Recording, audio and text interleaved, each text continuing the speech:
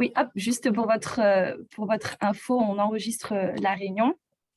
Donc, comme je vous disais, la semaine dernière, enfin, il y a un peu plus d'une semaine, se tenait la COP26, qui a une fois de plus rappelé l'impact considérable du changement climatique sur les droits humains, et notamment ceux des plus vulnérables, dont les enfants, et y compris leur droit à une éducation de qualité.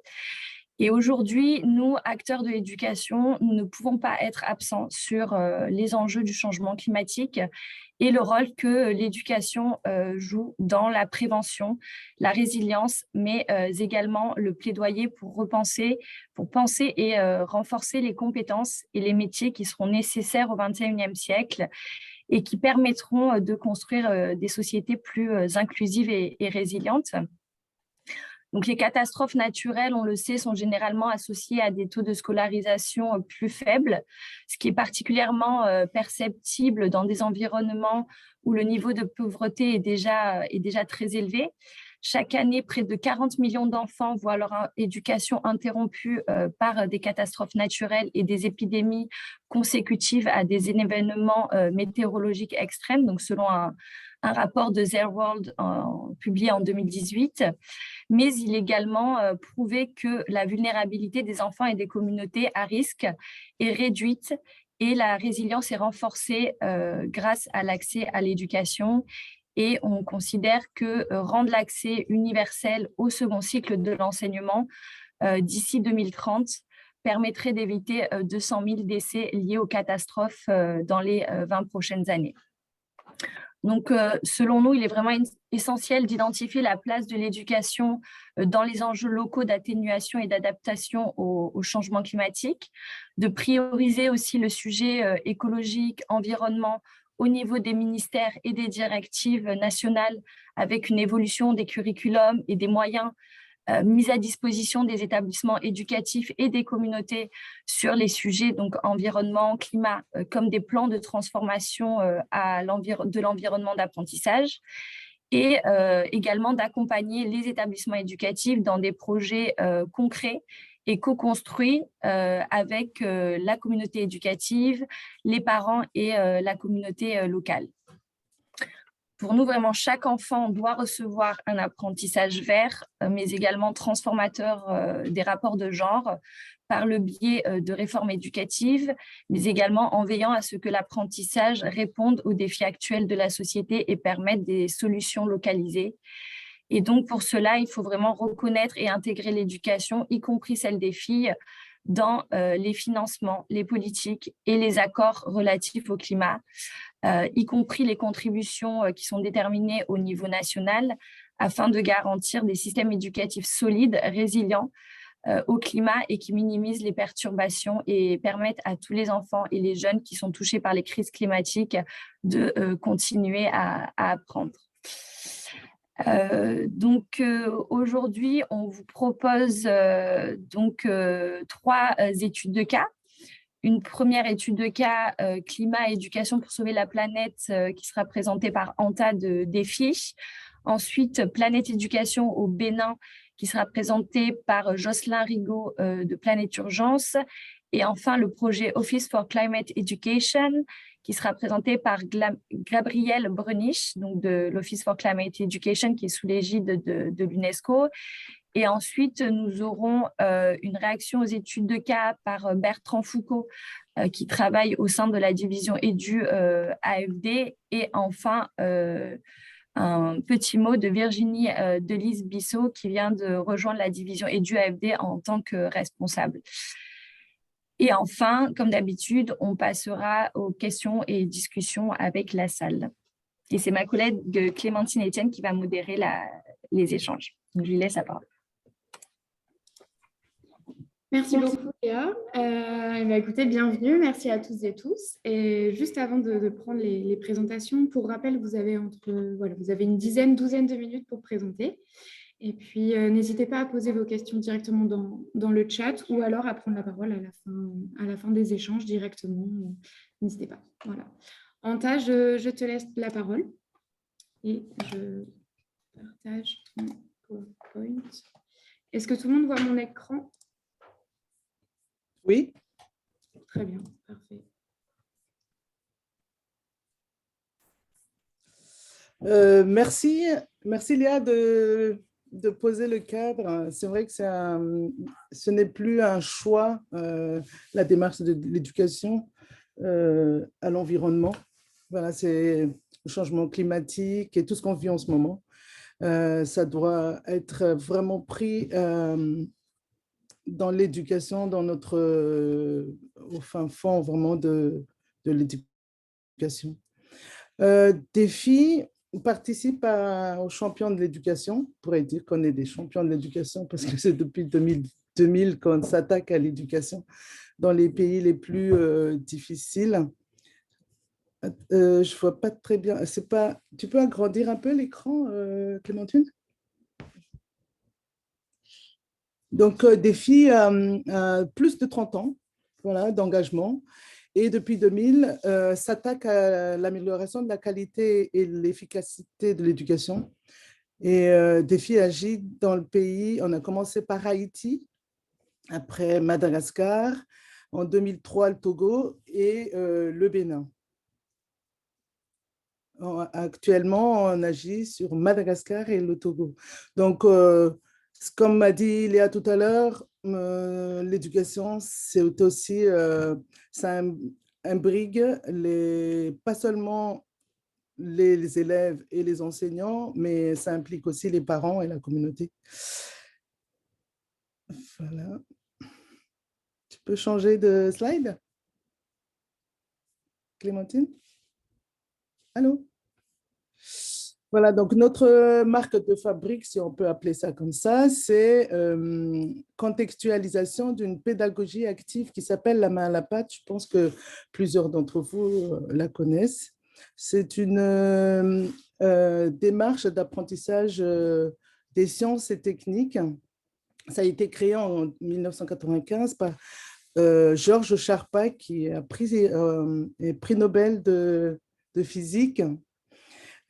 Ses autres confrères, Pierre Léna et Yves Quéré, Yves Quéré d'ailleurs est dans notre comité scientifique, ils ont développé la main à la pâte en France et DEFI a demandé un petit peu leur, si on peut dire ça, parrainage pour qu'on puisse contextualiser cette pédagogie et l'adapter dans les pays d'intervention de défis, c'est-à-dire, je répète encore, Haïti, Bénin, Togo, Madagascar. Donc, lorsque ça a été contextualisé, les personnes, les partenaires ont contextualisé et l'ont appelé autrement. Par exemple, pour Togo, c'est introduction de la main à la pâte. Pour Madagascar, c'est mitaf. Ça veut dire manipuler pour la connaissance, agir pour savoir pour le Bénin et apprendre les sciences et techniques par l'expérience en Haïti. Voilà. Donc, c'est l'éducation, c'est l'apprentissage de sciences et techniques qu'on voudrait faciliter là, donner une méthode un peu plus ludique pour apprendre, mais une valeur intrinsèque de cette démarche, c'est la citoyenneté, éducation à la citoyenneté. Bon, là, notre projet, l'objet de cette présentation, c'est climat et éducation pour sauver la planète. C'est très pompeux comme titre. Et je pense que même si c'est une petite goutte d'eau dans tous les efforts que font les autres, ça mérite d'être mis en œuvre. Donc, nous, on s'est dit, bon, il faut vraiment engagement dans la sensibilisation des jeunes générations aux conséquences de nos comportements sur la qualité du climat et de l'environnement, donner une place aux élèves pour faire entendre leur voix au sein des mobilisations communautaires et éducatives, inciter par des actions concrètes à la préservation de l'environnement. Voilà. Ça, c'était les objectifs. Oui, c'est les objectifs de notre projet, mais en cours de route, il y a eu fermeture des écoles et tout. Donc, enfin, les actions qui étaient prévues initialement, c'était faire un festival de scénettes, c'est-à-dire là, les enfants sont au milieu pour pour débattre et mettre en scène des thématiques sur l'environnement, sur l'éducation des filles. Et il y a eu des formations des maîtres aussi qui étaient prévues, formation à cette pédagogie que j'ai citée tout à l'heure. Nous avons pensé organiser une marche pour le climat, voilà, mettant en avant une Greta togolaise et une plantation reboisement symbolique pour marquer ce projet. Avec la fermeture des écoles, nous avons réadapté le projet pour permettre aux enfants d'aller à l'école. Donc, on a mis dans 20 écoles des kits, voilà, pour kits d'hygiène. Nous avons organisé des reboisements avec toujours le respect des gestes barrières. Et sinon, pour vraiment ancrer et donner la parole à tout le monde, nous avons fait des débats citoyens. Sur le casque, mais pas sur l'extérieur. Il doit y avoir deux sortes. Allô? Allô? Oui, vas-y, on t'entend pas. Vous ne m'entendez pas? Si, on t'entend. D'accord, très bien. Donc voilà, nous avons mis en place un groupe de parole des 120 enseignants avec WhatsApp. Et il y a eu des débats 2 fois par mois. Voilà, est-ce que tu peux passer la vidéo suivante? Donc là, voilà, vous avez la localisation du projet. 20 écoles réparties dans 7 préfectures. Dans la préfecture du Golfe, il y avait deux communes, Aguenivé, Ave, Agou, Cloto, Zio et Ao. C'est vraiment concentré dans plateau et maritime.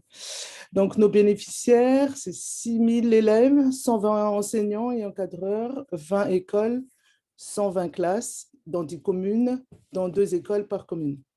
Les bénéficiaires indirects, les parents d'élèves, qui, eux, ils étaient vraiment très impliqués dans tout ce qui était action de reboisement et la communauté villageoise. Les partenaires techniques, notre partenaire local, c'est l'association APET, Association pour l'éducation au Togo, qui sont avec nous depuis 2003. Donc, la collectivité locale, les services décentralisés des ministères des enseignants primaires et secondaires, techniques et l'artisanat, ça change un peu trop souvent le nom, MEPSTA, je ne me rappelle plus, ça ne va pas très, très fluide. Et aussi le ministère de l'Environnement et des Ressources financières qui nous ont attribué des plans pour le reboisement et nous ont fait des formations sur justement cette histoire d'environnement et le climat. Voilà, vous avez en image les kits que nous avons mis en place dans les écoles. C'est un kit qui s'actionne en fait automatiquement par les pieds. Nous avons installé 3 kits par école, un appareil lave-mains et 5 litres de savon liquide pour lancer.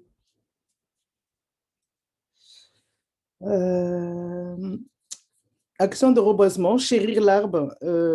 Nous nous sommes dit, de toute façon, le problème avec l'arbre, on pense qu'une fois que c'est là, on peut couper, puis ça repousse.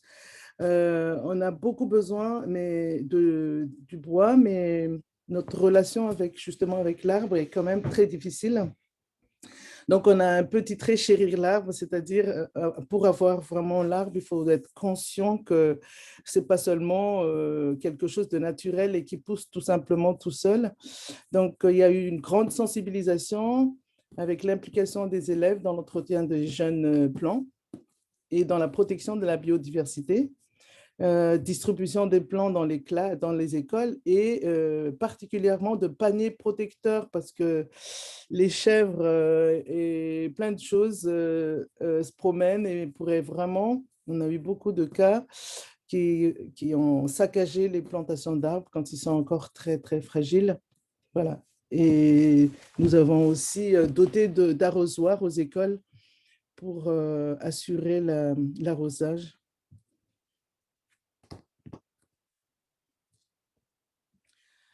Il s'agit ici aussi non seulement de faire des gestes de reboisement que tout le monde sait faire, mais le vrai combat, c'est comment ancrer ça dans les habitudes, comment ancrer l'éducation relative à l'environnement et au développement durable. Donc, on a avec les enseignants, les 120 enseignants, nous avons organisé des débats pédagogiques 2 fois par semaine, animés par l'équipe de formateurs de l'APET, ce qu'on a aussi associé quelques universitaires. On appelait cette équipe-là de facilitateurs. L'objectif, c'était de partager sur les attitudes pédagogiques à préconiser en période de Covid. Bien sûr, il y a eu les protocoles de gestion de crise de l'État. Et donc, il s'agit ici d'informer et d'essayer de vraiment discuter avec les enseignants comment mettre ça en place, comment considérer ça, proposer des activités pratiques pour préparer les élèves à aimer la nature, évaluer la mise en œuvre des attitudes, des pratiques et préparer les éléments d'une capitalisation nationale. Donc, voilà les thèmes des débats, prise en compte de la question d'hygiène en milieu scolaire dans une approche globale. Le thème 2, semer la graine d'amour de la nature. Et le troisième thème, c'est surtout, je disais tout à l'heure, mettre en avant et rappeler la démarche pédagogique active. Il s'agit au Togo de l'IDEMAP. Donc, c'était un peu une mise en scène ou mise en pratique un peu en débat. Quels sont les différents strates de l'IDEMAP? Et bon, il y a vraiment beaucoup d'enseignants qui sont tout nouveaux, mutés dans les zones là que nous avons choisies. Donc, tout le monde ne maîtrisait pas l'IDEMAP. Donc, c'était l'occasion de mettre en avant cette pédagogie pour faire aimer les sciences et techniques.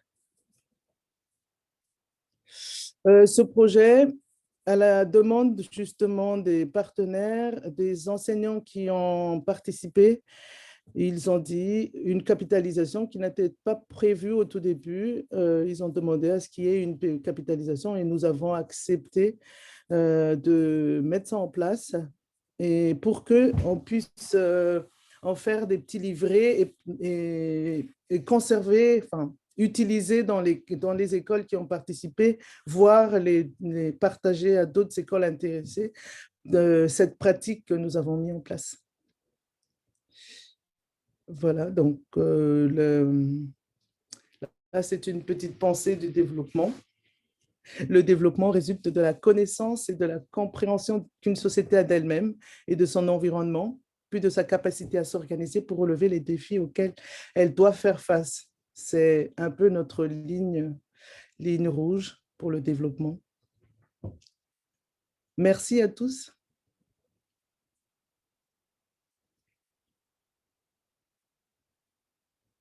Merci beaucoup, Anta. Je suis désolée, c'était un petit peu compliqué avec la slide. J'espère que ça a été pour toi.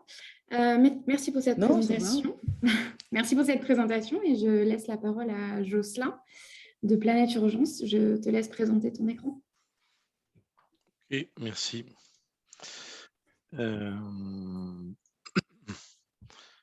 Hop, hop.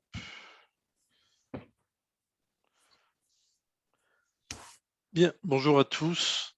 Écoutez, je suis ravi d'être avec vous. Ce n'était pas vraiment prévu, ça devait être Marine Plessis, qui est notre coordinatrice du programme Demain, donc programme de sensibilisation à l'environnement, qui devait faire cette présentation, et Marine est souffrante. Je prends donc sa place. Donc, moi, je suis Jocelyn Rigaud et je suis le directeur des opérations de Planète Urgence au siège à Paris. Écoutez, je suis ravi de pouvoir vous parler de notre projet de Planète Éducation. Peut-être un petit mot autour de Planète Urgence.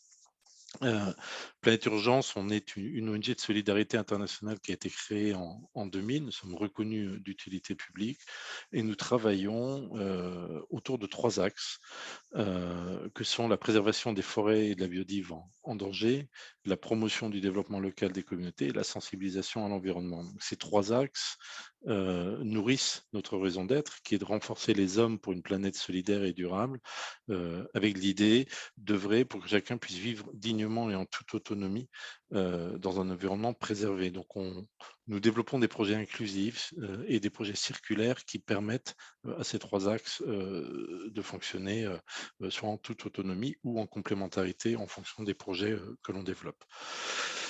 Planète Éducation, c'est un projet spécifique que nous développons au Bénin dans un contexte assez particulier. Donc, vous le savez peut-être, la situation environnementale au Bénin est assez compliquée. 14% de la forêt a disparu au Bénin entre 2005 et 2015 et le rythme a continué de s'accélérer depuis 2015.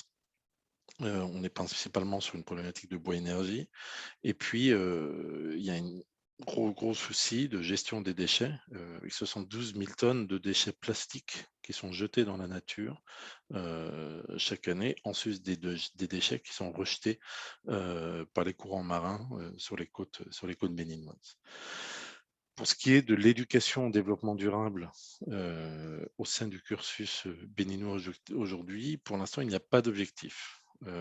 Aucun objectif n'a été fixé sur les EDD au sein du ministère de l'Éducation nationale béninois.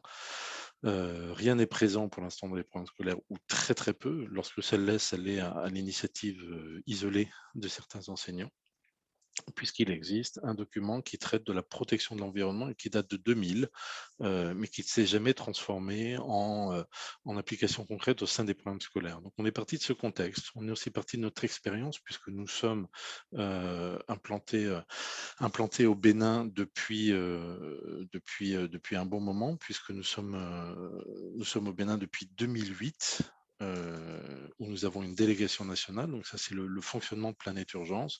C'est que nous avons en effet des délégations nationales. Il y en a 7 au total, dont une au Bénin, et que nous travaillons étroitement avec tout un panel de partenaires locaux. Nous ne sommes jamais porteurs à proprement parler du projet, mais nous sommes co-porteurs du projet et nous facilitons et renforçons les compétences de nos acteurs et de nos partenaires locaux dans le déroulé des projets que l'on met en place.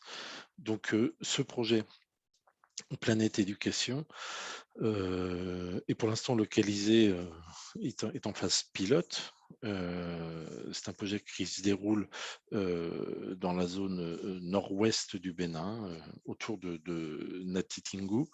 Natitingou, qui est la ville où nous avons le siège de Planète Urgence.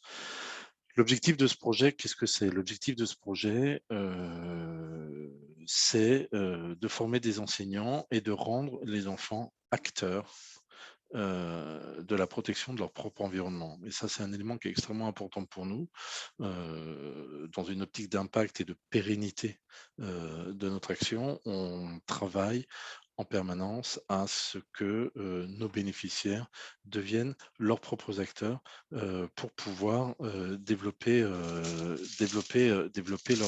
leurs propres actions.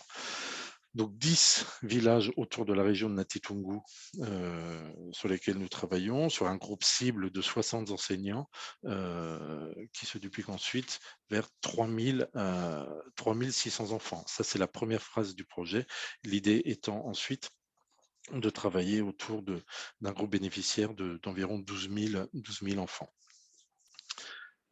Pour ce faire, nous nous appuyons localement sur un partenaire qui s'appelle YIMA au Bénin. YIMA, c'est un partenaire avec qui nous travaillons au Bénin depuis quasiment 10 ans, que nous connaissons bien, et donc il a été assez simple de se lancer sur ce projet avec eux, sachant que le Bénin est une première phase. Comme je le disais, c'est une phase pilote, et toujours dans notre souci de pérennité et d'impact, on travaille sur cette notion de réplicabilité, avec l'idée de pouvoir capitaliser dans le pays où nous faisons le pilote pour pouvoir ensuite dupliquer le projet sur d'autres pays. Je reviendrai dessus tout à l'heure. Donc, Planète Éducation, pardon. Qu'est-ce que c'est? Planète Éducation, c'est déjà de la co-création d'outils pédagogiques. Nous travaillons avec un partenaire que vous connaissez probablement qui s'appelle Ygraine, qui est basé en France et qui travaille avec nous et avec IMA déjà à l'étude de la compréhension des enjeux environnementaux locaux. Il est évidemment pas envisageable d'arriver avec du matériel tout prêt, de leur dire voilà, ça c'est la bonne solution et puis vous allez faire des ateliers très concrets sur la protection de la biodiversité, sur ce que sont les effets du dérèglement climatique, comment fonctionnent les sols, qu'est-ce qu'un bassin versant. Voilà, l'idée c'est vraiment d'adapter les contenus des outils pédagogiques aux contextes locaux. Donc à ce stade, nous avons 3 kits pédagogiques autour de 3 grands thèmes qui sont très très vastes évidemment. Le thème de la biodiversité, le thème du climat et le thème du sol. Donc voilà, donc avec ce souci d'adaptation aux aspects culturels. Donc l'idée, c'est de former des enseignants. Donc les premières sessions de formation ont eu lieu il y a quelques semaines. Nous avons démarré le pilote de mémoire le 24 octobre dernier. Donc formation au concept déjà du développement durable et de l'environnement. Qu'est-ce que le développement durable? Qu'est-ce que l'environnement? Qu'est-ce que l'impact de l'environnement sur le quotidien? Comment on peut améliorer aussi notre quotidien en protégeant un petit peu plus l'environnement? Formation aussi aux techniques d'animation et aux méthodes de pédagogie innovantes, et ça c'est un élément qui est extrêmement important.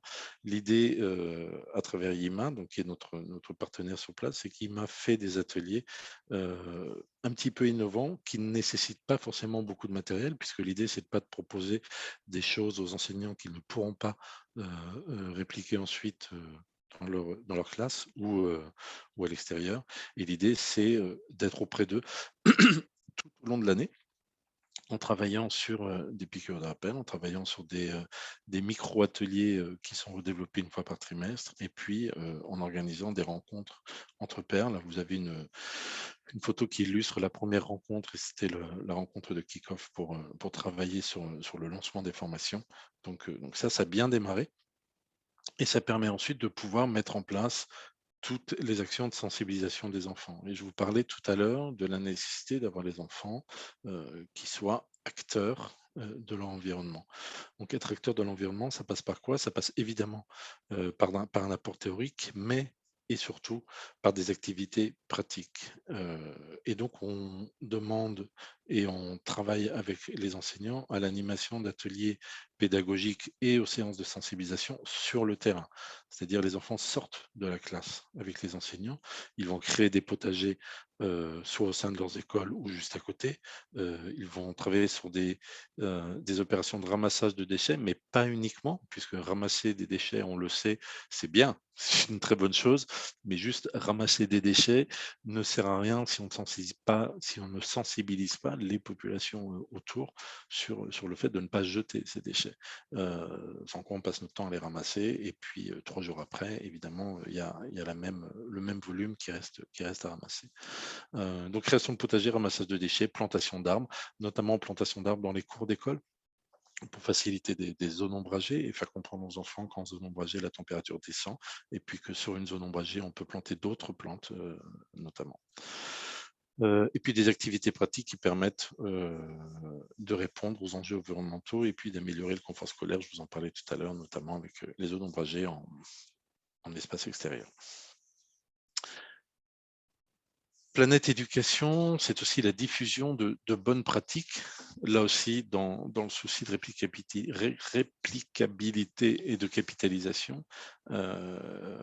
Nous sommes en train de créer et d'animer un réseau d'acteurs, donc participent à ces groupes d'échange tous les enseignants, notre partenaire YIMA qui anime ces groupes, mais aussi des acteurs environnementaux locaux qui interviennent régulièrement pour valoriser des pratiques, des expériences et pour travailler à nos côtés sur des actions de plaidoyer auprès des autorités locales afin que l'éducation à l'environnement et au développement durable soit intégrée dans les cursus scolaires, ce qui, comme je vous le disais en début d'intervention, n'est pas le cas aujourd'hui. Et enfin, la mise en place d'une plateforme de diffusion des outils.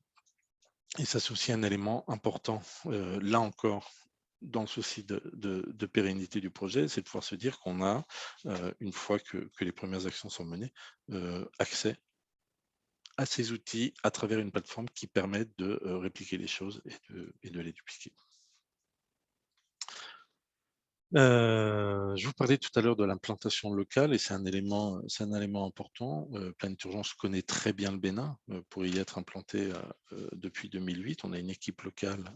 Le bureau de Planète Urgence au Bénin, ce sont 4 personnes qui sont sur place, donc 3 à Natitingou et une personne basée à Cotonou. Beaucoup de partenaires locaux avec qui nous travaillons sur d'autres projets, d'autres programmes depuis 2008, et puis une bonne connaissance des réseaux qui nous a permis de pouvoir mettre ce dispositif en place assez rapidement. L'adaptation des outils aux enjeux locaux et au contexte socio-culturel, ça peut paraître ne relever que du bon sens, mais ce n'est pas que ça. C'est aussi être en mesure de recueillir les besoins réels sur le terrain pour pouvoir développer un projet avec un impact important. Le renforcement de capacité des partenaires locaux, et ça c'est extrêmement important aussi, je vous le disais tout à l'heure, dans nos 3 axes d'intervention chez Planète Urgence, nous avons la préservation des forêts, le développement local des communautés et la sensibilisation à l'environnement. Et là, nous sommes typiquement dans quelque chose d'assez inclusif, puisque l'idée, c'est de pouvoir accompagner YIMA dans son fonctionnement et dans un même temps développer donc Planète Urgence et les compétences et les capacités de YIMA à développer de nouveaux projets. La participation des enseignants qui est volontaire à ce projet, c'est-à-dire que nous appelons vraiment les enseignants en juin, et quand nous avons fait un appel à projet auprès des enseignants, on a eu beaucoup plus de réponses que de places, donc ça c'est plutôt chouette. Et pour ne pas créer de frustration, nous avons ouvert de nouveaux dispositifs qui démarreront à partir de janvier prochain et qui permettent de développer ces actions sur le terrain et donc de mettre les enfants en posture d'acteurs de l'environnement, comme je le disais tout à l'heure. Donc voilà, aujourd'hui, je vous le disais, le projet sera mis en œuvre dans 18 écoles au Bénin d'ici à la rentrée 2022. Et puis, je vous parlais tout en début de réplicabilité. L'idée, c'est que nous ne souhaitons pas nous arrêter sur un territoire. Aujourd'hui, Planète Urgence est implantée, donc je vous disais, sur 7 pays, donc pour les nommer Équateur, Bénin, Cameroun, Madagascar, Inde, Indonésie et Cambodge, notamment. Ce sont les pays où nous avons des délégations nationales. Et donc, l'idée, c'est de pouvoir capitaliser sur nos réseaux dans chaque pays où nous sommes installés et de construire avec des partenaires sur place la mise en route d'une mise à l'échelle de Planète Éducation sur d'autres pays. Et donc, c'est le déploiement d'un second projet pilote qui va commencer à Madagascar. Et cette fois-ci pour tester un mélange entre activités scolaires et périscolaires. Aujourd'hui, au Bénin, Planète Éducation ne s'appuie que sur le réseau scolaire et se déroule en temps scolaire et sur le temps scolaire, et principalement sur le lieu scolaire d'ailleurs. L'idée à Madagascar, ça va être de tester à partir de décembre 2021, donc après-demain, la mise en place d'activités qui se déroulent au sein des écoles, mais aussi en dehors du temps scolaire, donc le week-end et pendant les vacances scolaires. C'est pour ça que nous débutons juste avant les vacances scolaires pour l'inscrire en ce sens. Et j'insiste bien sur le fait que quand on parle enfants, au Bénin, on est sur des populations fin de primaire, et à Madagascar, on sera sur des populations plus collège, début de lycée. Voilà, donc on a ces 2 éléments autour de planification et puis plus largement, la structuration via la rédaction d'un document d'orientation stratégique global, la structuration du programme demain, donc programme de sensibilisation à l'environnement et à l'éducation et au développement durable chez Planète Urgence. Qu'est-ce que ça veut dire, sensibiliser à l'environnement, éduquer au développement durable chez Planète Urgence? C'est un document que nous sommes en train de rédiger avec l'aide de différentes instances et différents intervenants. D'ailleurs, je pense qu'on vous sollicitera à un moment donné à différents niveaux dans le cadre de nos réflexions.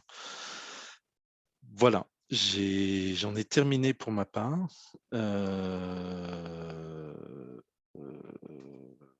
Voilà, je ne sais pas s'il y a des questions ou si ça se passe plus tard. Merci Clémentine, beaucoup, je te laisse Jocelyn. la parole. Oui, en fait, effectivement, ça va se passer plus tard et on a déjà vu une ou deux questions qui te sont destinées ou auxquelles tous les intervenants et intervenantes pourront répondre. Gabrielle, je te laisse la parole et présenter ton écran. Je te laisse la main. Merci beaucoup. Bonjour à tous. Je vais partager mon écran.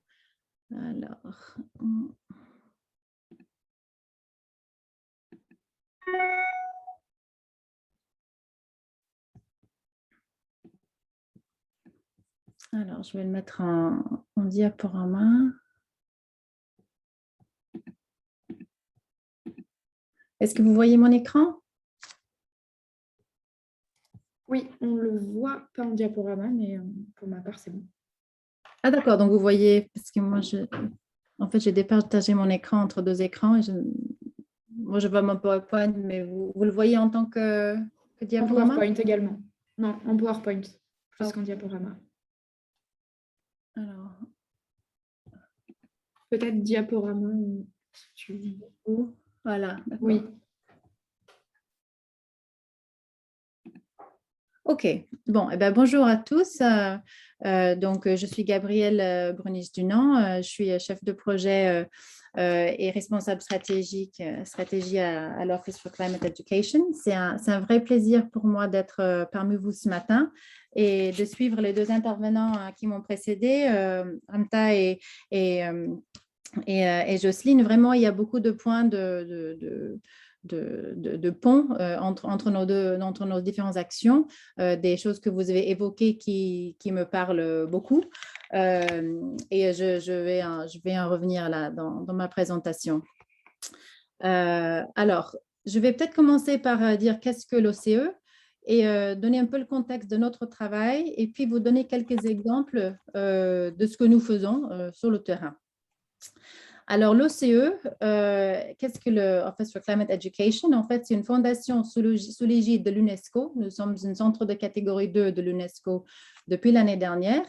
Et nous sommes également une fondation sous l'égide de la Fondation La Main à la Pâte, dont nous connaissons très bien exactement ce que vous disiez tout à l'heure, Hanta, sur les démarches d'investigation, l'enseignement basé sur les projets, nous sommes à fond dedans. Donc, c'est merveilleux de voir que le travail de la Fondation La Main à la Pâte, justement, se déploie vraiment partout. Pierre Léna, justement, est un des fondateurs de l'OCE. Donc, nous travaillons en étroite collaboration non seulement avec La Main à la Pâte, mais également avec le GIEC, dont nous sommes membres observateurs. Et je vais déplacer un truc sur mon écran. Alors, nous avons plusieurs partenaires institutionnels qui ont été là depuis le début de l'OCE. L'OCE est beaucoup plus jeune que les deux organisations qui m'ont précédé. Nous ont été créés en 2018. Donc, nous sommes assez jeunes, mais nos partenaires institutionnels principaux sont Météo France, l'IRD, Météo et Climat, Sorbonne Université où nous sommes localisés, c'est là où nous avons notre siège, plusieurs laboratoires de recherche dont l'Institut Pierre-Simon Laplace, le ministère de l'Éducation nationale et le ministère de la Transition écologique. Alors, donc, pour faire un peu le contexte, alors même s'il y a un consensus général sur le besoin d'avoir une éducation en changement climatique de qualité, et on est quand même dans un contexte favorable, suivant, comme disait Léa tout à l'heure, on vient de sortir de la COP 26, où vraiment le thème de l'éducation était dans la bouche de tout le monde, donc, et on s'en réjouit parce qu'il était temps.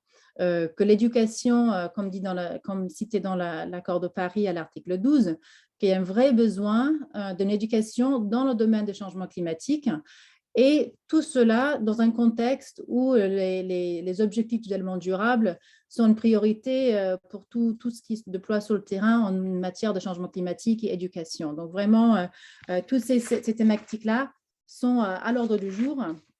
Et tout le monde est d'accord sur l'importance de cet enjeu. Et pourtant, très peu se fait dans la réalité en matière d'éducation au changement climatique, même s'il y a des initiatives dont on vient d'entendre parler par Planète Urgence, et puis l'OCE, et puis d'autres acteurs aussi. Comme défi, c'est quand même, il y a très peu de choses sur le terrain qui se passent. Et il y a une étude là que je vous montre, le graphique est en anglais, mais en gros, ça montre dans une étude de l'UNESCO il y a 2 ans que la plupart des pays préfèrent investir plutôt dans la sensibilisation du grand public qu'à l'éducation formelle. Bon, je ne vais pas rentrer dans les détails, mais en gros, changer les programmes scolaires, c'est extrêmement long et coûteux. Donc, regardons plus près dans les écoles. Dans le réseau Éco-École, qui est un réseau de 60 000 écoles dans le monde, ici, chaque année, ils choisissent un thème qu'ils vont aborder pendant l'année. La plupart des enseignants, pour leur part, préfèrent d'autres thématiques en matière d'éducation au développement durable que le changement climatique. Souvent, la préférence est donnée aux déchets, la biodiversité, des choses sur lesquelles on peut assez rapidement voir l'impact. On ramasse les déchets, on est dans un environnement plus propre. Donc, c'est important aussi pour les enfants qu'ils voient l'impact de leurs efforts. Or, le changement climatique, c'est souvent sur une période très longue, enfin, surtout pour l'échelle d'un enfant. Alors, donc, ça, c'est un peu le contexte. Alors, pourquoi l'enseignement au changement climatique est aussi difficile? Il y a plusieurs enjeux que nous avons constatés. Parfois, les enseignants peuvent peut-être avoir peur d'aborder un sujet qui peut être perçu comme polémique ou controversé, même si dans notre communauté scientifique, il n'y a pas de débat. Enfin, nous savons que le changement climatique est une réalité et que l'impact de l'activité humaine y est vraiment pour quelque chose. Donc, ce n'est pas un sujet à controverse, même si dans les médias, ça peut donner cette impression. En termes de didactique, c'est simplement un sujet très complexe. Ici, sur l'écran, je vous montre un graphique sorti d'une étude qui était adressée aux enseignants qui étaient en train de se former ici en France. Et la question que leur a été posée, c'était en quoi consiste, selon vous, l'effet de serre? Et en fait, très peu, on dit CO2 et les gaz à effet de serre. Donc, et ça, c'est pour les enseignants qui étaient en formation. Donc, or, c'est la cause principale. Donc, souvent, c'est une question assez complexe que les enseignants eux-mêmes ne maîtrisent pas vraiment. Comme j'évoquais tout à l'heure, le changement climatique aussi, c'est un problème, c'est un sujet à grande échelle ou à long terme. Et puis, du coup, de le rendre compréhensible pour les enfants, c'est un vrai défi. Aussi, dans tout ce qui est éducation au changement climatique, il n'y a pas de consensus sur qu'est-ce qu'une éducation au changement climatique de qualité. Où est-ce qu'on va se concentrer dans notre démarche? Est-ce que c'est la connaissance des sciences climatiques? Est-ce que c'est la nature des sciences, le développement de l'esprit critique, les valeurs, des sentiments, des actions? Où est-ce qu'on doit investir? Là, j'ai mis les IBSE, donc c'est Inquiry-Based Science Education, donc l'enseignement scientifique basé sur le questionnement dont on a évoqué Anta tout à l'heure, où on fait des projets, on aide les enfants à se poser des questions, faire des hypothèses. C'est toute une démarche scientifique qui mérite d'être explorée. Mais comment on aborde le sujet de changement climatique dans la classe?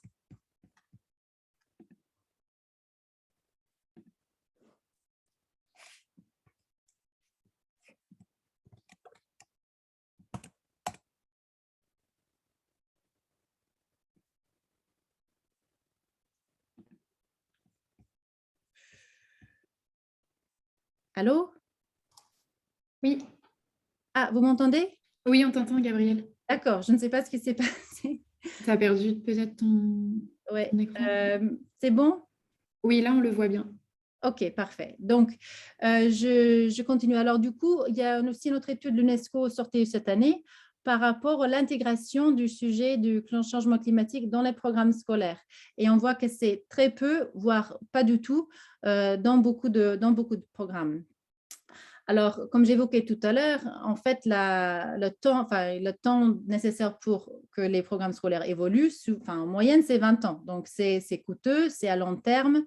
Et du coup, c'est un sujet vraiment qui pose de nombreux défis. Alors, si cela est donc le contexte dans lequel nous sommes, que faire? Alors, d'après l'expérience de l'OCE et aussi les conclusions de d'autres partenaires dans l'UNESCO et le Inter-Academy Partnerships, donc c'est un réseau d'académies des sciences dans le monde, et le Network of Science Academies in Europe, ALEA, nous avons constaté que l'éducation formelle est clé dans l'éducation au changement climatique, qu'il faut commencer jeune, pas attendre le niveau universitaire, mais commencer avec les jeunes enfants et soutenir les enseignants. Ça, c'est aussi également un aspect très clé dans les ressources adaptées et le développement professionnel. Et je vais revenir tout à l'heure, ça, c'est les deux grands champs d'intervention de l'OCE. Et sur justement cette offre de ressources et de développement professionnel, l'importance de s'appuyer sur les rapports du GIEC, c'est-à-dire le groupe d'experts intergouvernementaux sur l'évolution du climat. Donc, les rapports, les supports, les ressources et les formations données par l'OCE sont basées sur le rapport du GIEC, et aussi nos ressources sont basées sur l'utilisation des pédagogies actives dont a évoqué Ranta tout à l'heure. Nous sommes très largement inspirés du travail de la main à la pâte parce que la structure de l'OCE a été créée avec des acteurs de la main à la pâte, donc c'est vraiment à cœur de notre démarche.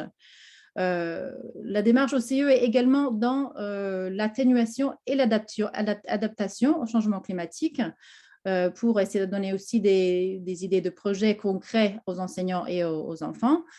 Nous insistons également sur les solutions et pour diminuer l'éco-anxiété parmi les jeunes, parce que nous voyons vraiment un grand développement de l'éco-anxiété parmi les jeunes générations. Et les enseignants se sentent souvent démunis face à cette anxiété.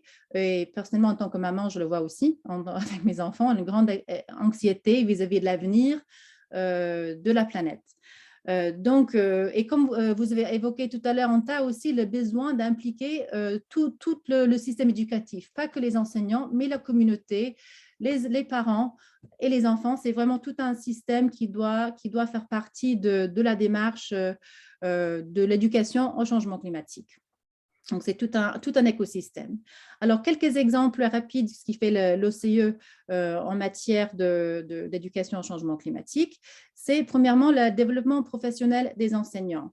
Alors, nous travaillons sur la connaissance des enjeux sur le climat en faisant des ateliers pratiques où les enseignants eux-mêmes sont mis en situation de faire des ateliers sur l'effet de serre, entre autres.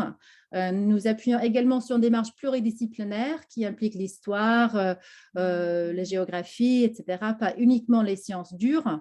Le besoin de développer également des projets qui sont pertinents pour les élèves dans leur contexte local. Et dans les formations que nous proposons aux enseignants, c'est des formations environ d'une semaine.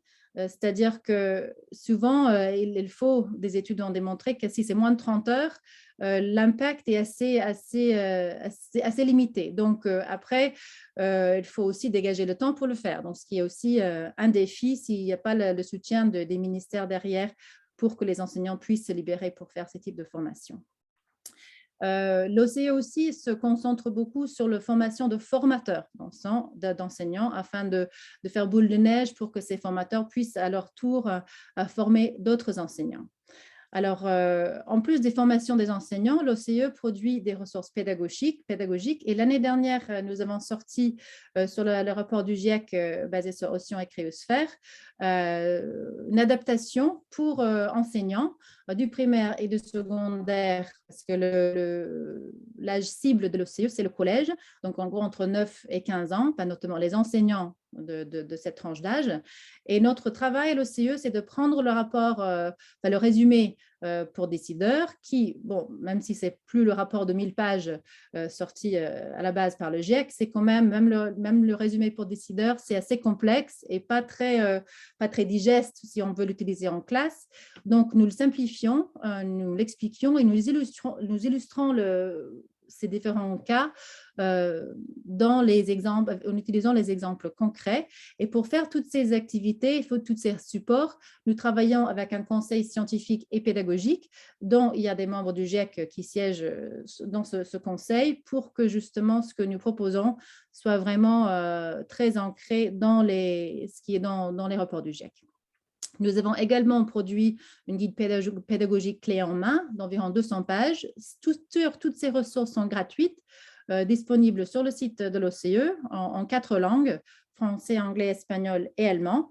Ils ont été testés et validés en classe, testés en classe et validés par les scientifiques.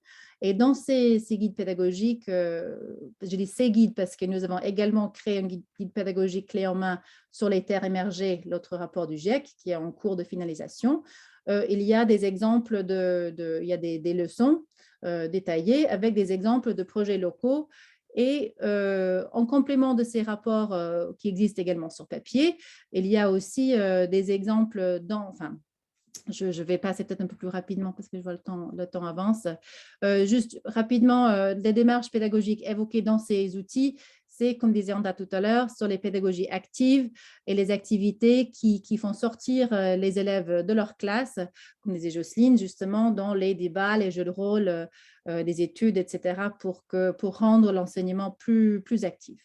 Donc, ce que je disais tout à l'heure, en plus des ressources en papier et en version électronique qui sont disponibles sur notre site, nous avons développé des protocoles pour des formateurs d'enseignants pour qu'à leur tour, ils peuvent aussi enseigner des enseignants, à la fois sur les gaz à effet de serre, océans et cryosphère, et développer un cadre conceptuel pour développer des cours sur le changement climatique.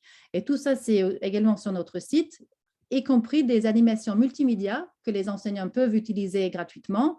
Ici, juste quelques exemples, il y en a d'autres, où on peut regarder, par exemple, les réseaux trophiques, l'impact sur les réseaux trophiques de changement climatique. On peut calculer notre propre empreinte carbone. Et il y a des exemples aussi des projets qui ont eu lieu sur le terrain, pour donner quelques exemples et des idées aux enseignants. Il y a également des capsules vidéo, dont une longue qui a été faite avec le YouTuber Sébastien Carousou. Donc, ça aussi, c'est disponible sur notre site web. Juste un dernier exemple que je vais vous donner, c'est le projet pilote ALEC, América Latina para l'Educación Climática, que nous avons lancé l'année dernière. Enfin, le lancement officiel, c'était cette année parce que Covid était assez compliqué pour lancer plein de choses en présentiel. Mais c'est un projet pilote de 5 ans, impliquant le Mexique et la Colombie. Et il y a 12 partenaires locaux qui sont coordonnés par l'OCE qui mettent en place ce projet où le point de départ, c'est l'adaptation de nos ressources océans et cryosphère au contexte local. Donc, évidemment, au Mexique et en Colombie, l'intérêt, c'est plutôt sur l'océan, moins sur le cryosphère. Donc, on a trouvé des exemples en travaillant aussi avec des scientifiques, des éducateurs locaux, comment adapter ces ressources pour que ça parle aux enseignants sur place. Et nous avons également fait des formations d'enseignants et de formateurs d'enseignants dans le cadre de ce projet pilote que nous, maintenant, souhaitons élargir sur d'autres régions du monde. Donc, voilà, les ressources dont je vous ai parlé sont tous disponibles gratuitement sur le site de l'OCE. Et je suis bien évidemment à votre disposition si vous avez des questions pendant la période questions et réponses. Merci.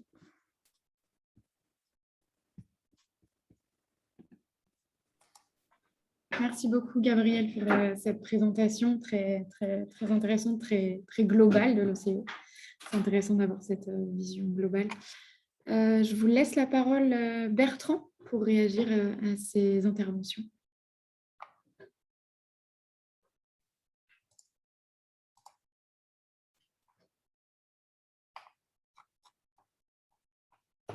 Est-ce que Bertrand, vous m'entendez? Vous nous entendez? Oui, peut-être, je vais peut-être laisser je ne sais pas, Virginie, si tu veux peut-être prendre la parole avant. Oui, merci. Avant. Merci beaucoup, je ferai la transition. Je mets ma caméra comme ça, vous pourrez me voir.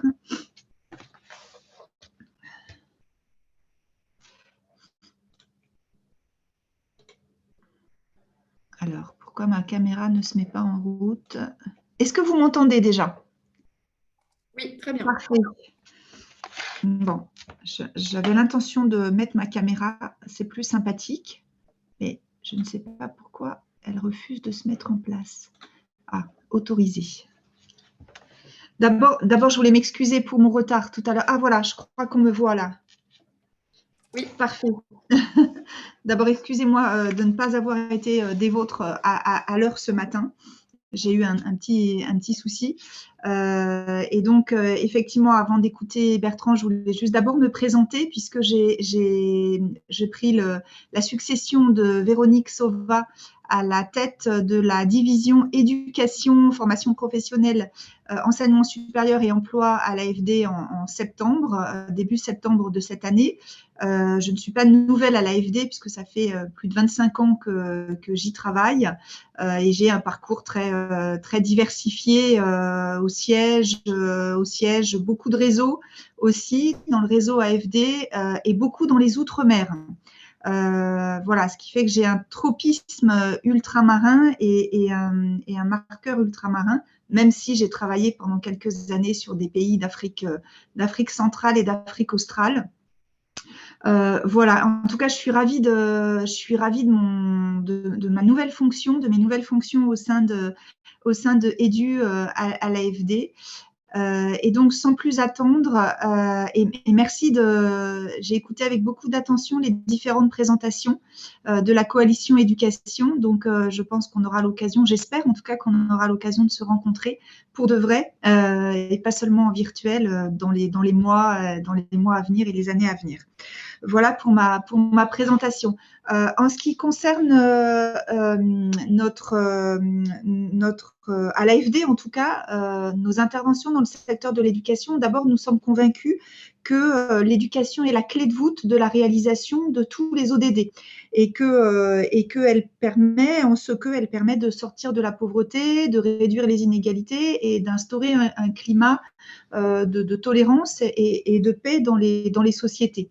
Donc, partant de ce postulat, bien évidemment, nous accompagnons l'ensemble, on considère que l'éducation accompagne l'ensemble des transitions, de toutes les transitions et la transition environnementale au sens large. On y inclut, nous, quand on parle de transition environnementale, la transition évidemment climatique également, dans ses volets atténuation et adaptation. Je vais laisser Bertrand développer. Donc, elle en fait partie. Et bien évidemment, l'éducation au développement durable et plus particulièrement à la transition environnementale est un marqueur fort de la stratégie de l'AFD dans nos différents sous-segments d'intervention, dans ce qu'on appelle le continuum éducatif, qui va de l'éducation de base jusqu'à la formation professionnelle, l'enseignement supérieur, jusqu'à l'emploi en fait, jusqu'à l'employabilité.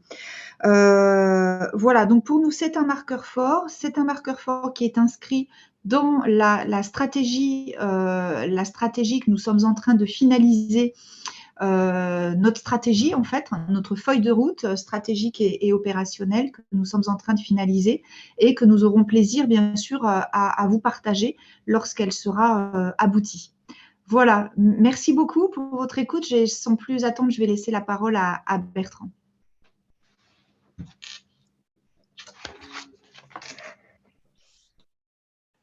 Merci Virginie. Bertrand Foucault, je suis responsable équipe projet à éducation.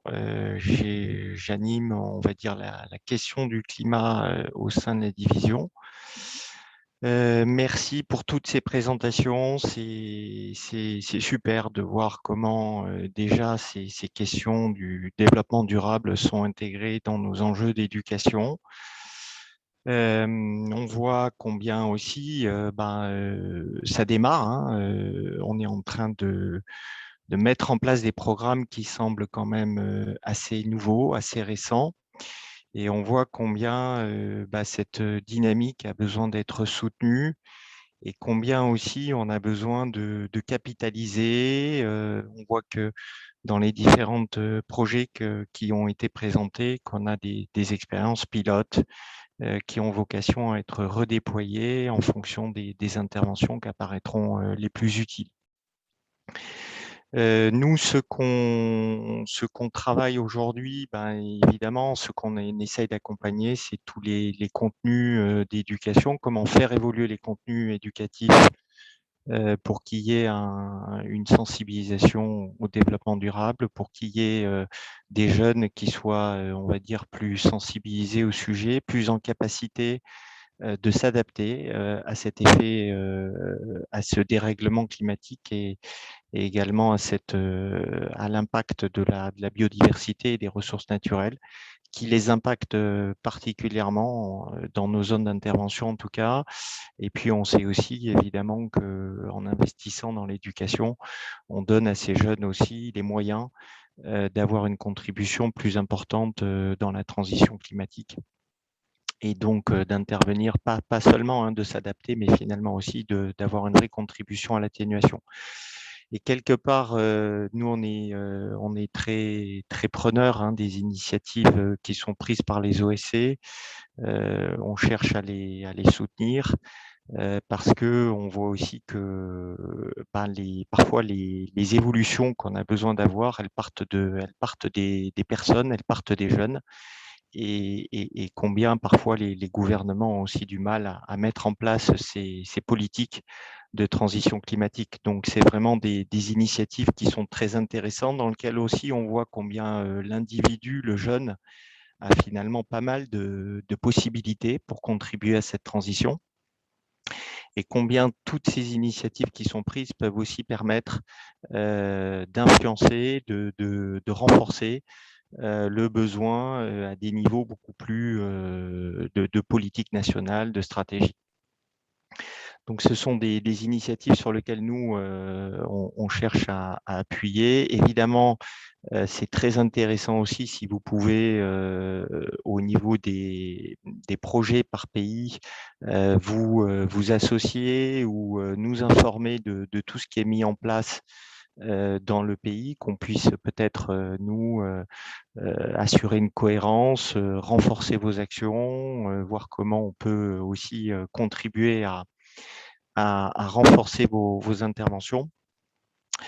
Un de nos sujets importants en ce moment, c'est vraiment de voir comment les interventions dans nos 4 sous-secteurs, comme le disait Virginie, on va de l'éducation de base jusqu'à l'emploi, peut avoir un impact sur la finance climat, la finance biodiversité, parce que évidemment l'enjeu, c'est de pouvoir financer toutes ces interventions. Et ce financement, on arrive aussi à le capter dans la mesure où on va montrer des liens directs entre notre secteur, les secteurs sociaux, et la contribution qu'ils peuvent avoir à la transition environnementale, transition climatique et biodiversité. Et là, il y a encore du chemin à faire, puisque autant dans le sous-secteur de la formation professionnelle, quand vous travaillez sur des filières d'énergie durable comme le solaire, quand vous travaillez sur la formation agricole et rurale, sur des techniques vertueuses à l'égard du climat, on arrive à établir des liens assez forts avec la finance climat. Autant aujourd'hui sur l'éducation de base, les liens ne sont pas encore complètement établis. Il y a encore pas mal de discussions pour que une intervention en éducation de base puisse être complètement comptabilisée en finance climat.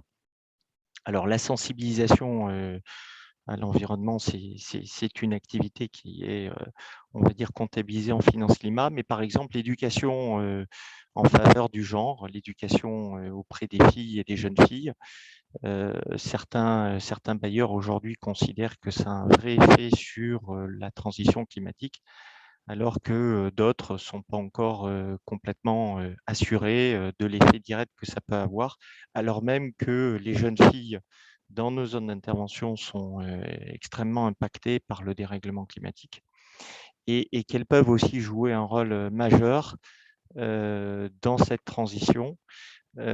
Qu'on sait que en investissant dans l'éducation, elles auront aussi des capacités à être beaucoup plus en responsabilité dans les décisions. On sait qu'un pays qui investit dans l'éducation a plus en capacité de jouer un rôle vertueux dans la transition climatique. Et on sait aussi qu'une femme éduquée réinvestira dans l'éducation de ses propres enfants et subira aussi peut-être un peu moins de naissances contraintes, de naissances forcées. Voilà, les sujets que je voulais vous partager, les réactions que j'ai sur ces interventions. Le poids financier de nos interventions, il est important sur les infrastructures. On a des besoins en infrastructures qui sont énormes avec la démographie qui a fortement augmenté dans nos zones d'intervention. Et donc, on a fait tout un effort sur la qualité des rénovations qui peuvent être faites, la qualité l'efficacité énergétique des constructions. Et donc, on est quasiment à 70% en montant financier de nos interventions qui portent sur le volet infrastructure. Donc, c'est extrêmement important pour nous de pouvoir construire des bâtiments qui sont efficaces, qui consomment peu en énergie, qui ont une alimentation électrique qui peut être faite par des panneaux solaires. La gestion des déchets, toute la maintenance des infrastructures, tout ça, c'est des éléments sur lesquels on a beaucoup investi. Mais par contre, sur le soft, on a encore plein de choses à faire, plein de choses à innover. Et c'est aussi grâce à vos interventions, grâce à ce que vous faites, qu'on arrive à progresser et à apprendre comment améliorer nos interventions et voir quels sont les leviers sur lesquels finalement il y a le plus d'impact. Voilà, mais je vais laisser un temps à la discussion qui va être très, très intéressante, j'en suis sûr. Merci beaucoup. Merci beaucoup Bertrand d'avoir partagé avec nous les réflexions de l'AFD en cours sur le sujet et puis pour cette conclusion sur les interventions. Est-ce qu'avant peut-être de passer aux quelques questions qui ont été posées, les intervenants veulent réagir aux propos qui ont été dits de Bertrand? Est-ce que, je ne sais pas, Gabriel, Jocelyn ou également Anta, vous souhaitez réagir? Sinon, on peut passer aux questions. Juste rapidement pour ma part, pour notre projet ALEC, donc en Amérique latine, le AFD a été le partenaire essentiel dans la mise en œuvre de ce projet pilote. Et nous continuons à travailler vraiment main dans la main avec nos partenaires à l'AFD pour la continuité de ce projet. Et c'est vraiment grâce à cette... Nous avons aussi d'autres partenaires, mais c'est vraiment grâce à l'AFD que ce projet a pu démarrer parce que c'est vraiment, même si c'est un projet pilote, c'est un projet pilote très ambitieux quand même qui vise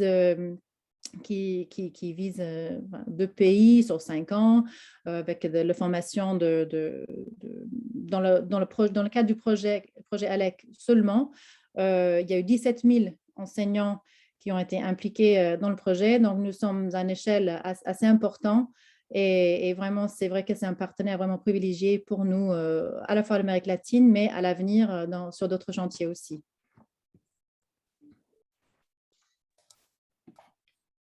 Merci, Gabriel. Moi, je voulais juste dire un petit mot. Déjà, merci Virginie et Bertrand pour vos interventions autour de l'AFD et du pôle édu. Moi, ça me permet d'y voir aussi un petit peu plus clair. Et je serais très intéressé de pouvoir creuser certains sujets avec vous, notamment les sujets d'atténuation, d'adaptation. Virginie, vous en avez parlé un petit peu et je pense que ce sont 2 enjeux absolument capitaux et qu'on essaye, nous, d'inclure dans ce dont je vous parlais tout à l'heure, c'est-à-dire la construction stratégique de notre approche globale. Et puis, autre élément que je considère majeur, c'est tout le cursus un peu long dont vous parliez, Bertrand, tout à l'heure, qui consiste à partir de l'éducation de base pour aller jusqu'à l'employabilité et ce lien avec la finance carbone qui est extrêmement important. On y travaille de notre côté par ailleurs d'un point de vue plus général, pas uniquement sur le programme de sensibilisation à l'environnement. Mais voilà, Bertrand, je pense que je reviendrai vers vous là-dessus. J'ai quelques petites questions et je pense que vous pourriez m'apporter un peu d'aide là-dessus. Et puis enfin, une dernière chose dont je voulais parler et que je n'ai pas noté et qui me reviendra en temps voulu, de toute évidence. Donc voilà, ce sera tout pour moi pour l'instant. Ah oui, si, ça y est, ça me revient, pardon, excusez-moi. C'est juste... Oui, si, c'est juste sur le... Vous m'entendez? Oui. Très bien, on t'entend. Oui. Gabriel en parlait aussi tout à l'heure. Et merci beaucoup d'ailleurs aussi pour cette présentation de l'OCE. Là aussi, je pense qu'on a beaucoup de choses à se dire, donc c'est très chouette. Moi, il y a un sujet, un mot que j'ai pas beaucoup entendu et qui pourtant moi, me questionne beaucoup et est au cœur de nos actions, c'est la notion d'impact, d'impact et de pérennité. Pour moi, il est essentiel dans nos actions d'éducation à l'environnement et au développement durable, que l'on puisse avoir cette notion d'impact sur la durée, évidemment, et de pérennité.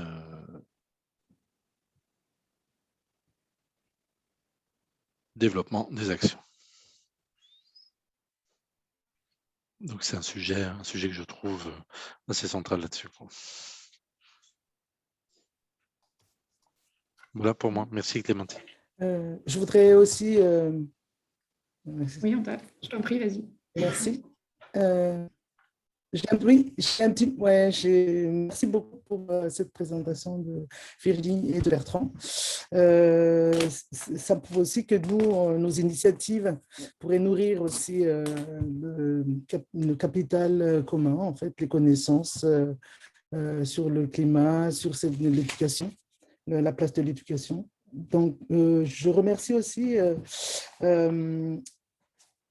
Gabriel de l'OCE pour de nous avoir indiqué les outils dont dispose l'OCE. Merci beaucoup parce qu'on n'improvise pas, on s'improvise pas pour le climat. Donc, avoir des outils, de bons outils, c'est pas mal aussi. Merci. Merci beaucoup à tous les trois pour vos réactions. Et voilà. Les CDE, c'est aussi l'objectif de réseauter ensemble. Donc, effectivement, si jamais les projets vous intéressent, n'hésitez pas ensuite à contacter les personnes avec qui vous avez pu discuter en virtuel. Je pense que là, on a quelques questions, notamment sur la question des déchets de Vanina Pomonti. Je crois que c'était adressé à Planète Urgence, mais bien sûr, tout le monde peut y répondre. Donc, la question était, coopérez-vous avec les autorités locales pour aller plus loin que la collecte et quelles sont les solutions locales pour permettre que l'éducation et la sensibilisation se concrétisent dans une meilleure gestion des déchets? Je crois que ça avait été posé quand Jocelyn, tu étais en train de présenter. Donc, si tu veux, je te laisse la parole. Ok, je pense que merci déjà pour la question. Je ne sais pas qui a posé la question, par contre. Alors, c'est Vanina Pomonti. Toutefois, je n'ai pas d'OSC, en tout cas, de noter. D'accord. Oui, en fait, bonjour, je suis à l'AFD. Excusez-moi. Pas de souci. Vanina Pomonti, je suis dans la division de la société civile, comme Florence Priolet, que vous connaissez peut-être. Moi, je travaille sur le Moyen-Orient et le climat. Donc, c'est plutôt ma casquette climat transversale au sein de la division des partenariats à la société civile de l'AFD qui m'amène à participer aujourd'hui. Donc, merci à tous déjà pour la qualité des présentations. C'est vraiment très, très intéressant. Je suis désolée, je devrais partir, moi. On a une réunion qui a commencé, mais si vous pouvez effectivement répondre rapidement sur les déchets. Et puis, j'avais posé une question aussi sur la fresque du climat, mais j'ai déjà eu quelques éléments de réponse. En tout cas, merci à tous. C'est vraiment passionnant. Ok, merci Vanina. Sur la question des déchets, pour nous, c'est un sujet qui est central d'un point de vue stratégique Planète Urgence. C'est pas uniquement sur le programme de sensibilisation à l'environnement, mais aussi de renforcement de capacité des acteurs qui agissent en faveur de l'environnement et sur notre programme de reforestation et de préservation de la biodiversité. C'est-à-dire que c'est un pan d'activité que nous incluons dans chaque projet que nous développons, et soit nous travaillons directement avec les autorités et avec les pouvoirs publics lorsque c'est possible. Tous les gouvernements et toutes les autorités publiques ne sont pas forcément réceptives au sujet. Je crois que c'est Gabriel qui le disait tout à l'heure. C'est parfois un sujet, et notamment les déchets, qui peut générer des crispations, qui peut faire un peu peur, qui peut être perçu comme étant extrêmement politique, et c'est d'ailleurs assez souvent le cas. Donc, nous, on travaille plus sur, je vous donne un exemple de ce que nous développons actuellement au Cameroun autour de la gestion des déchets. Nous travaillons avec un partenaire local à la constitution de ce qu'on appelle un circuit qui s'appelle Waste for Money, Et l'idée, c'est de collecter des déchets, de les trier, des déchets plastiques qui sont ensuite recyclés, triés, recyclés et revendus, et qui financent la création de foiliers améliorés et qui financent la création de constitution de briquettes à partir de déchets bois qui permettent d'avoir du bois de chauffe optimisé. C'est une des illustrations très, très, très rapides de ce que nous faisons en déchets. Et évidemment, les déchets, il y a la responsabilité de la collecte. Moi, je suis toujours très, très, très sceptique quand j'entends qu'il y a de très vastes opérations de ramassage de déchets et point barre. C'est très bien de ramasser les déchets, bien évidemment, mais ramasser les déchets, si rien n'est fait à côté pour expliquer pourquoi il ne faut pas les jeter, ça ne sert à rien. Ça veut dire que dans 2 semaines, il faut recommencer la même chose.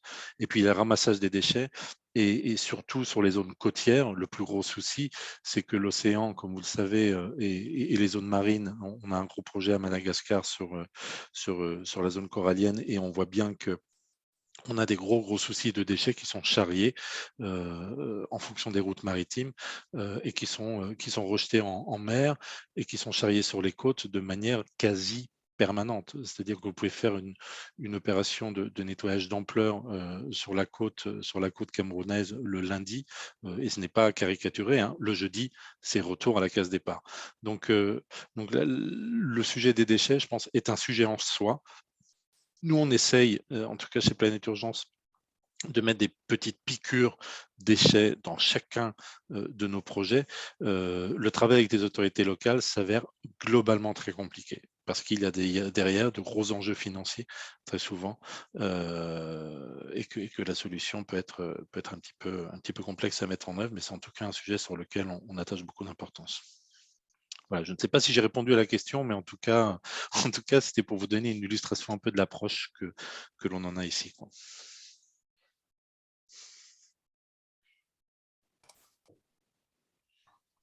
Parfait. Merci beaucoup. Vanina, c'est de votre côté.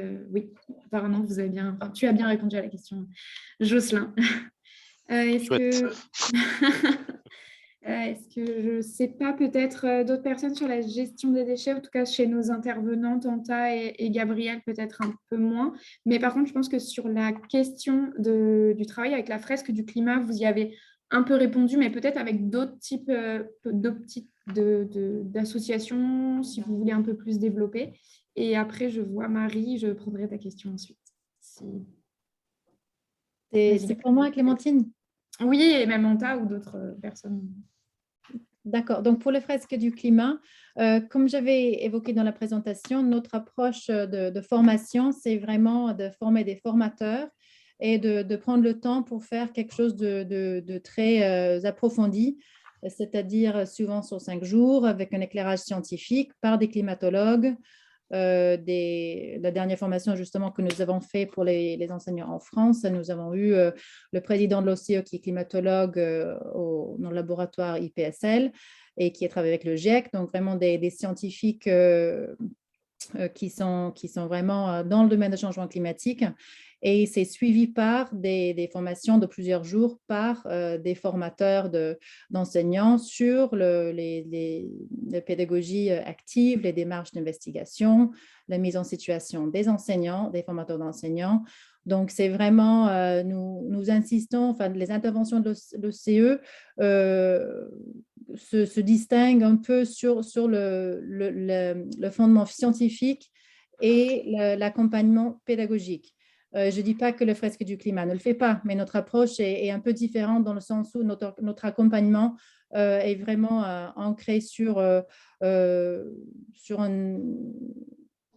proximité des enseignants sur une période un peu plus longue et sur nos ressources que nous avons nous-mêmes produites qui sont à la base qui sont en phase avec les rapports du GIEC et développés avec les scientifiques qui viennent un peu, les scientifiques sur notre conseil stratégique et pédagogique et scientifique sont un peu partout dans le monde. Donc, vraiment, c'est un travail long. Ça, c'est le revers de la médaille. C'est-à-dire que pour produire nos ressources, il faut du temps.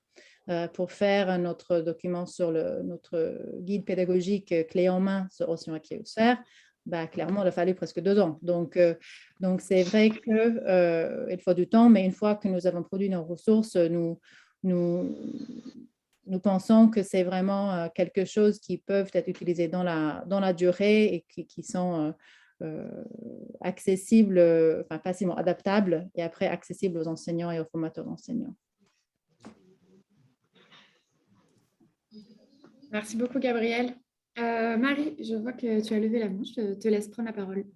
Oui, bonjour, Yara LNC. On intervient donc dans l'éducation au Niger sous la forme d'internat pour enfants ruraux. Et depuis plusieurs années, en fait, c'était juste une expérience terrain à partager avec vous. On collabore avec une petite ONG locale qui s'occupe de recycler les déchets plastiques et qui vient intervenir dans les internats, dans les écoles ou les centres de formation professionnelle qu'on a pour voilà, sensibiliser les enfants et les faire participer au recyclage des déchets. Maintenant, j'ai quand même un petit doute sur la manière dont fonctionne cette ONG locale parce que j'ai visité, voilà, ça a l'air bien organisé, mais il y a un four qui recycle du plastique et qui voilà, brûle du plastique toute la journée pour faire des briques qui sont ensuite utilisées pour faire de la construction ou du pavage. Mais je ne suis pas sûre que les fumées qui sortent de ce recyclage ne soient pas nocives. Bon, enfin voilà, c'était pour vous dire que sur le terrain, c'est vrai qu'il y a des gens locaux qui sont très actifs et qui sont très engagés, mais après, est-ce qu'ils ont vraiment toute la technicité pour faire un travail parfait? Je ne sais pas trop. Voilà, merci. Je peux me permettre de rebondir sur ce que dit Marie. Bonjour Marie. Oui, bonjour. Merci de votre intervention. Je trouve ça vraiment intéressant ce que vous venez de dire parce que c'est aussi la clé je crois, des différentes interventions qu'on a aujourd'hui.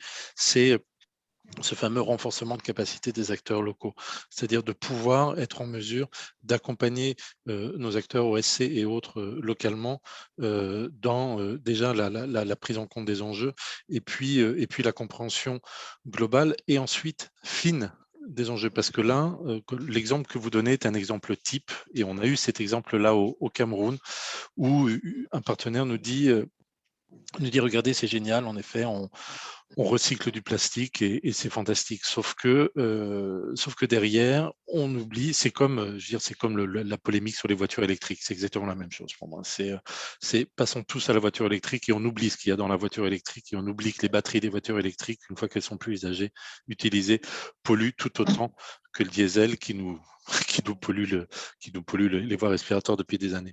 Donc c'est dans ce sens-là que je trouve que c'est intéressant de pouvoir en effet travailler sur l'accompagnement des acteurs locaux dans le renforcement de capacité et compréhension de tout ce que ça implique. Et ça passe par nos différents programmes, qu'il s'agisse des programmes présentés par DEFI, par l'OCE ou d'autres. Donc voilà, je voulais juste réagir là-dessus pour dire à quel point je partageais votre avis sur le côté, sur l'importance qu'il faut que l'on donne à cet élément-là. Merci.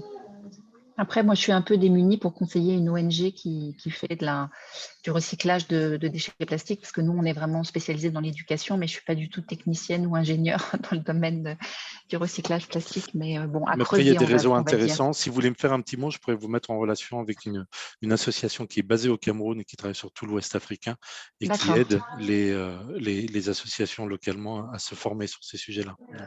Oui, ça serait bien de les mettre en relation. Je suis sur le terrain la semaine prochaine, donc je reprendrai contact avec l'ONG locale qui fait le recyclage et puis on les mettra en contact. Très bien, merci. Super, merci. Merci beaucoup pour ces échanges et ces questions et surtout ces précisions sur le terrain. C'est toujours très intéressant. Est-ce qu'il y a d'autres interventions? Si ce n'est pas le cas, je propose de passer la parole à ma collègue Léa pour clore ces échanges. Léa, je te laisse la parole. Merci Clémentine, merci beaucoup pour votre participation et également pour la richesse des échanges. Donc là, ce champion de l'éducation clôturait la saison 2021. On reviendra certainement vers vous par le biais d'un petit questionnaire pour vous interroger sur les thématiques qui vous intéresseraient pour l'année 2022. Afin qu'on puisse définir ensemble les priorités qu'on pourrait aborder dans le cadre de ces champions de l'éducation et avec aussi, on l'espère, pouvoir retourner à minima à l'occasion de 2 champions de l'éducation en présentiel comme on avait fait un sondage et dans lequel ressortait la volonté des participants d'avoir 2 webinaires et 2 réunions peut-être en présentiel pour maintenir un espace un peu d'inter-échange aussi.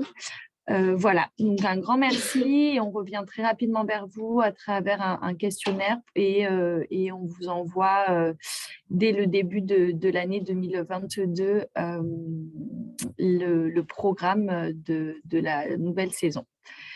Merci beaucoup et en tout cas une bonne fin d'année dans le cadre des champions de l'éducation. Au revoir. Au revoir, merci beaucoup. Merci à vous. Au revoir. Bonne journée. Merci, Au revoir. Clémentine, merci Léa. Merci. Merci tout le monde. Merci beaucoup. Au revoir. Au revoir Bertrand, merci.